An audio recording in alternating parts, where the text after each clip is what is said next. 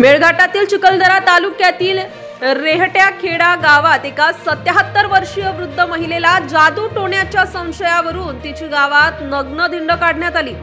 यावेळी संपूर्ण गाव आहे केवळ बघ्याच्या भूमिकेत होते।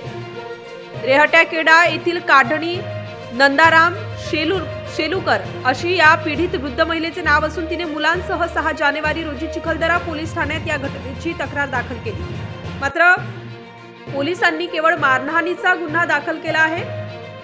या पीडित महिलेचे मुलं राजकुमार शेलुकर व शामू शेलुकर यांनी पोलीस अधीक्षकांची भेट घेऊन आपली परिस्थिती सांगितली। या वृद्ध महिलेला गावात मारहाण झाल्यानंतर ती सोनोरी येथे आपल्या मुलीकडे राहायला गेली होती।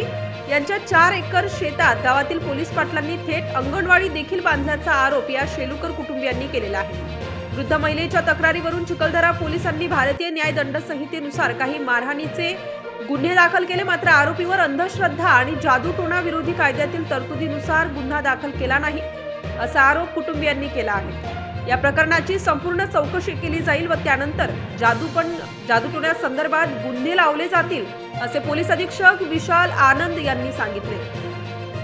अशाच वेगवान घडामोडी पाहण्यासाठी आमच्या चॅनलला लाईक व सबस्क्राइब करायला विसरू नका।